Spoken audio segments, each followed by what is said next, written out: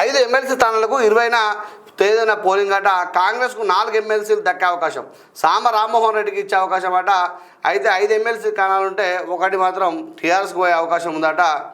ఇందులో 4 ఎమ్మెల్సీ స్థానాలకు కూడా గెలిచే అవకాశం ఉందట. ఇందులో ఎమ్మెల్సీ రేసులో ఎవరెవరు ఉన్నారంటే జీవన్ రెడ్డి, జగ్గారెడ్డి, వేం నరేందర్ రెడ్డి, సామ రామ్మోహన్ రెడ్డి, జట్టి కుసుమకుమార్, కుమార్ రావు, హరహర వేణుగోపాలరావు, అంజన్ కుమార్ యాదవ్, చరణ్ కౌశిక్, సునీతారావు, సరితా యాదవ్ పేర్లు వినిపిస్తున్నాయి. ఇక్కడ మీరు గమనించినట్టయితే మిత్రులారా 2 విషయాలు మీకు చెప్పదలుచుకున్నాను.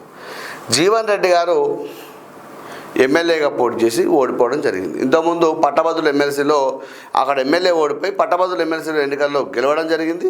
తర్వాత మళ్ళీ ఎమ్మెల్యే ఎలక్షన్ మొన్న ఓడిపోవడం జరిగింది. ఇప్పుడు పట్టభద్రుల ఎమ్మెల్సీ ఎన్నికలలో వారు పోటీ చేయలేదు. ఇప్పుడు ఉన్న ప్రభుత్వం ఇచ్చే ఎమ్మెల్సీ కోసం వారు వేచి చూస్తూ ఉన్నారు ఒకటి. అయితే జగ్గారెడ్డి గారు వారు ఎమ్మెల్యేగా పోటీ చేయడం జరిగింది, ఓడిపోవడం జరిగింది.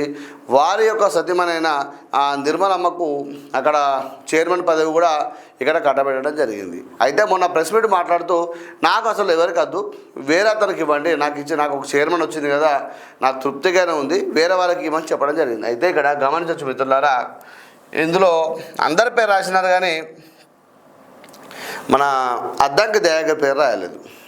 వాస్తవానికి మొదటిసారే రాజ్యసభ సీట్లు వచ్చినప్పుడు కానీ వేరే ఎమ్మెల్సీ స్థానాలు వచ్చినప్పుడు కానీ అద్దంకి దయాకర్కి వస్తుందని చెప్పి చాలామంది మాట్లాడుకోవడం జరిగింది.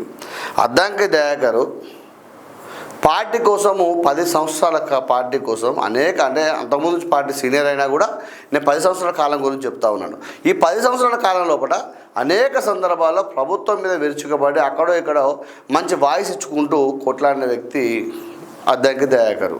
ఇక సోషల్ మీడియాలో అంటే సామ రామ్మోహన్ ఉన్నాడు. అయితే సామ రామ్మోహన్ రెడ్డి ఒకటి ఇస్తానని చెప్పి వార్త కథనం వస్తూ ఉంది. తర్వాత ఈ అద్దంకి దయాకర్కి ఇవ్వాలని చెప్పి చాలామంది కూడా మాట్లాడుతూ. అయితే అద్దంకి దయాకర్ చేసిన తప్పైంది అంటే నల్గొండ రెడ్లను తిట్టడం. ఆ నల్గొండ రెడ్లను తిట్టినందుకే ఈరోజు అతనికి ఏ పదవి వస్తుందని చెప్పి చాలామంది ప్రజలు కూడా మాట్లాడుతూ ఉన్నారు, నిశ్చితంగా గమనిస్తూ ఉన్నారు. అయితే ఏదేమైనా కూడా రేవంత్ రెడ్డి ఒక మాట మాట్లాడుతూ ఏమంటే అక్కడ 2 సీట్లు ఉంటే ఒక 2 కుర్చీలు ఉంటే నాకన్నా ముందుగా 2 ఖాళీలు ఉంటే ముందుగా భర్తీ చేసి అద్దంకి దయాకరణ అని చెప్పి ప్రెస్ మీట్లో చెప్పడం జరిగింది. ఎలక్షన్ అయిన సందర్భంలో అనేక సందర్భాల్లో సీఎం రేవంత్ రెడ్డి గారు చెప్పడం జరిగింది. కానీ ఇక్కడ జరిగిన విషయం ఏంటంటే రాను రాను రాను రాను వెనుకకు పోతూ ఉంది, అద్దంకి దయాకర్ పదవి లేకుండా పోతూ ఉంది. అలాగే ఇక్కడ వేం నరేందర్ రెడ్డి ప్రభుత్వ సలహాదారుగా ఉన్నారు. అయితే సీఎంకు అత్యంత సన్నిహితుడు కాబట్టి ఆయనకు కూడా ఇస్తారని చెప్పే అవకాశం కూడా కనబడతా ఉన్నది ఇక్కడ. అయితే అంజన్ కుమార్ యాదవ్ కూడా ఏమంటారంటే నాకు కూడా పదవి కావాలంటాం. అంజన్ కుమార్ యాదవ్ వాళ్ళ ఆ కొడుకు రాజ్యసభ సీటు ఇవ్వడం జరిగింది.